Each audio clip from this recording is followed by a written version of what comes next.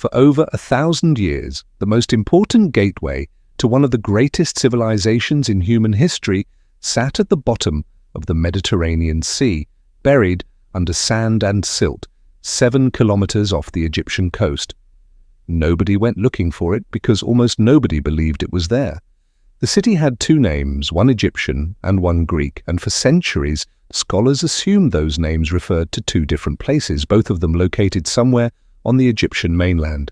They were wrong on every count. The city was one, and it was not on land. It was underwater, resting in the darkness of Abu Qir Bay, waiting. The city was called Thonis by the Egyptians and Heracleion by the Greeks. At its peak, sometime around the 6th and 5th centuries BC, it served as Egypt's principal Mediterranean port, the obligatory point of entry for every merchant ship sailing in from the Greek world.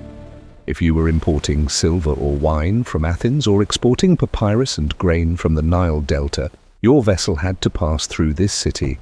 Your cargo was inspected here. Your taxes were collected here. Your gods were honored here in temples that straddled waterways and rose from islands of compacted clay. Thonis-Heracleion was not simply a port. It was the front door of ancient Egypt, and through it flowed the commerce, diplomacy, and culture that connected the pharaohs to the wider Mediterranean.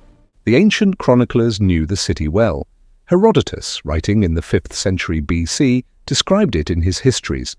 He recounted the story of a temple to Heracles at the site and relayed the Egyptian tradition that Helen of Troy, along with her abductor Paris, had sheltered there before the Trojan War.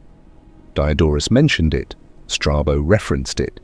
These were not obscure allusions buried in minor texts. They came from some of the most widely read authors of antiquity. And yet, by the time modern archaeologists began systematically studying the Egyptian coast, the city had vanished so completely that many scholars treated these references as embellishment or confusion, the kind of geographical imprecision one learns to expect from ancient sources.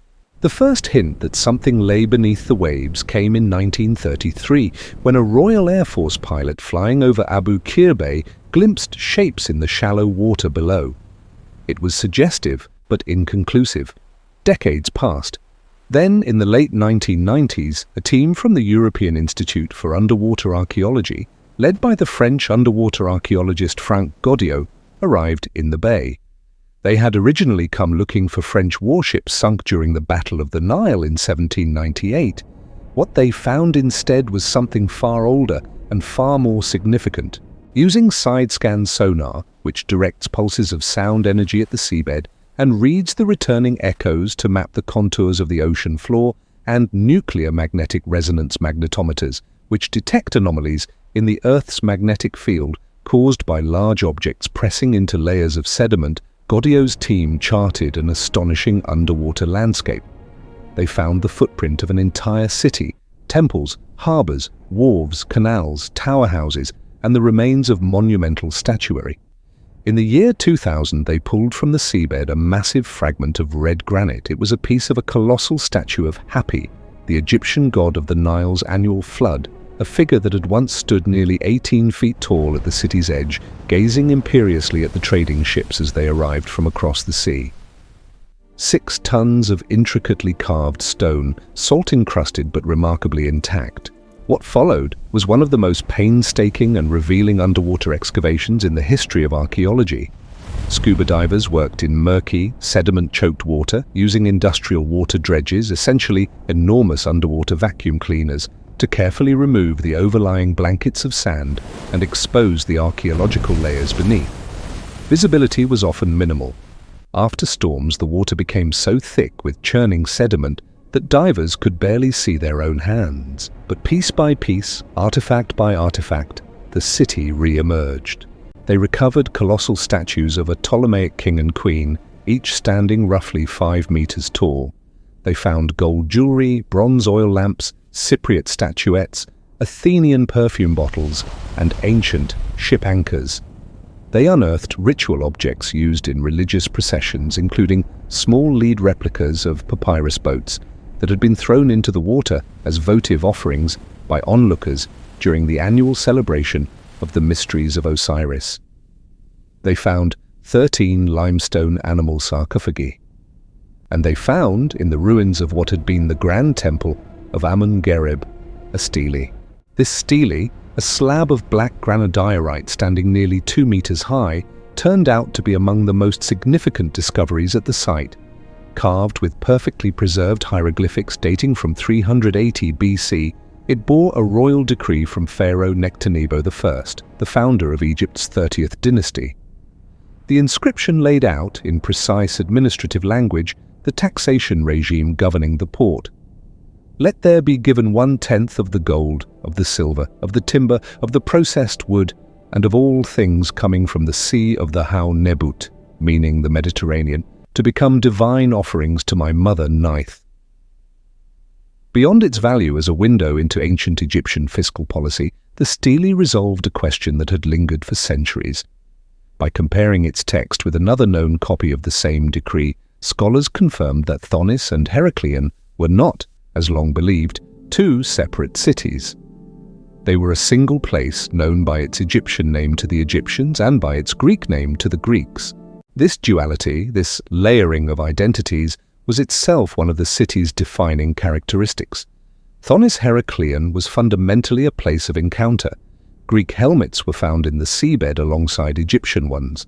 Imported ceramics from across the Aegean sat next to locally produced wares. The temple of Amun, the supreme god of the Egyptian pantheon, coexisted with the temple of Heracles, the Greek divine hero from whom the city took its second name. During the Ptolemaic period, when a succession of Macedonian-born rulers governed Egypt and sought to legitimate their authority by demonstrating fluency in pharaonic tradition, this cultural interweaving intensified. Among the artifacts recovered is a 2,000-year-old stone figurine of Cleopatra III, a Ptolemaic queen depicted as the Egyptian goddess Isis, but sculpted in a style that blends both Hellenic and Egyptian aesthetics. The figurine is a small object, but it captures something large. The way power in a cosmopolitan port required constant acts of translation between worlds. Perhaps no discovery at Thonis-Heracleion has done more to vindicate the ancient sources than what archaeologists have designated Ship 17.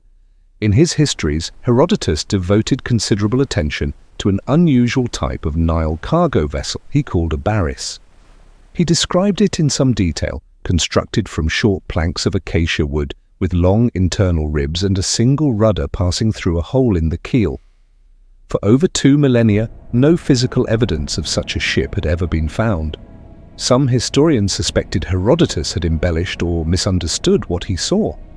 Then, amid the wreckage of more than 60 ancient vessels discovered in the waterways of Thonis-Heracleion, researchers identified Ship 17, a vessel measuring up to 28 meters in length, whose construction matched Herodotus's account in almost every particular.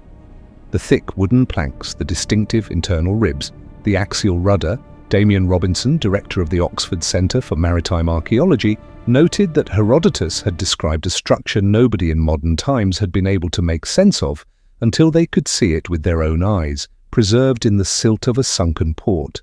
This is part of what makes Thonis-Heracleion so unusual among archaeological sites. It did not burn, it was not sacked by an invading army, it sank. And in sinking it was sealed, entombed in layers of marine sediment that preserved its contents with a fidelity that open-air ruins rarely achieve. The process of its submergence was not a single dramatic event, but a slow compounding catastrophe that unfolded over centuries. The city was built on a network of low-lying islands and mudbanks at the western mouth of the Nile, a landscape that was always semi-aquatic, part marshland and part urban sprawl, crisscrossed by canals and connected by ferries, bridges and pontoons. The soil beneath it was clay, dense enough to support heavy stone temples when dry, but geologically vulnerable to a phenomenon known as soil liquefaction, in which saturated sediment suddenly loses its structural integrity and behaves like a liquid. Geologists studying the site have identified at least 2 distinct liquefaction events. The first, likely triggered by a severe flood or an earthquake sometime toward the end of the 2nd century BC, caused the central island, already groaning under the weight of the Temple of Amun, to collapse into the water. This appears to have been the decisive blow.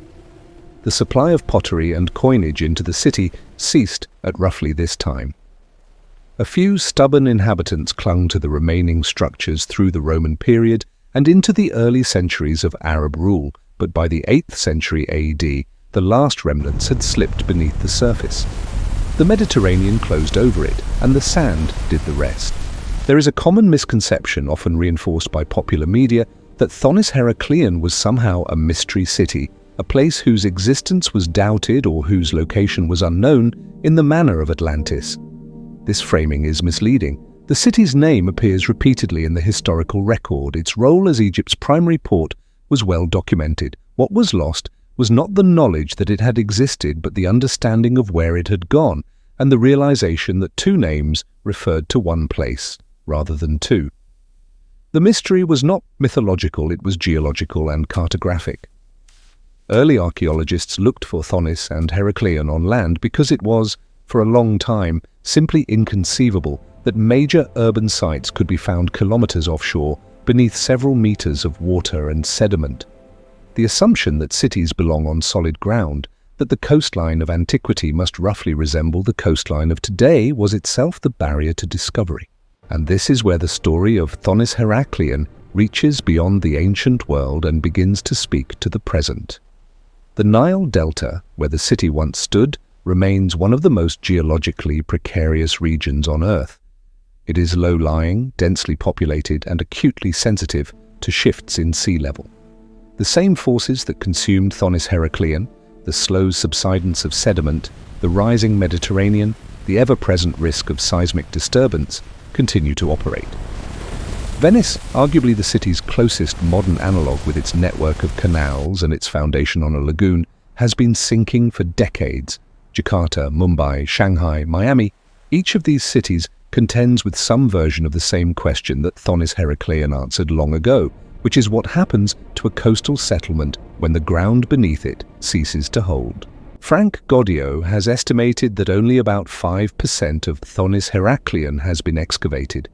The remaining 95% of the city's urban footprint lies beneath the seabed, unexplored. The curator Aurelia Masson-Berghoff, who organized the British Museum's landmark Sunken Cities exhibition, has expressed hope that future discoveries will illuminate not only the temples and the royal decrees, but the daily lives of the people who kept the port running, the cargo unloaders, the cleaners, the cloth sewers, the anonymous workers whose mud brick homes have not yet been found. What has been recovered so far is extraordinary, but it remains, by the excavator's own admission, a fragment, a 5% glimpse of a city that was for centuries one of the most consequential places on Earth. There is something clarifying about standing on the deck of a research vessel in Abu Qir Bay and looking down at flat, unremarkable water. Nothing about the surface suggests what lies beneath. No ruins break the waves, no columns protrude from the shallows. The sea gives no indication that 20 or 30 feet below, in the murk, there are temple foundations and shattered colonnades and the scattered hulls of ancient ships. The capital of Egypt's maritime commerce, the place where Herodotus walked, and where the myths of Heracles were enacted, and where generations of merchants haggled over the price of silver and papyrus, is right there, directly underfoot, invisible. This is what distinguishes Thonis-Heracleion from most other archaeological sites. It is not remote, it is not in a desert or on a mountaintop or deep in a jungle. It is 15 miles from Alexandria, in shallow coastal waters, in a bay that fishing boats cross every day. It was hidden not by distance or inaccessibility, but by a thin layer of water and a thick layer of assumption. We did not lose this city because it was far away. We lost it because the ground moved, the sea rose, and for a very long time we simply did not think to look down. The artifacts that have been brought to the surface, the towering figure of Hapi, the decree of Nectanebo, the Baris of Herodotus, the votive boats of the mysteries of Osiris, now sit in museum collections and academic journals, testifying to a world that functioned with enormous sophistication at the intersection of two great civilizations. But the city itself remains where it fell. It does not need to be rebuilt or restored. It asks only to be remembered and perhaps to be understood as something more than a curiosity. Thonis-Heracleion is not a cautionary tale dressed up in the language of catastrophe. It is a factual record of what happens when geology and human ambition occupy the same space, and geology eventually prevails. The city did not fail. It flourished for centuries, adapted to its environment, and was ultimately outlasted by it. That sequence, flourishing followed by adaptation, followed by submergence, is not ancient history alone. It is a pattern that the coming century may repeat in places we have not yet learned to think of as temporary.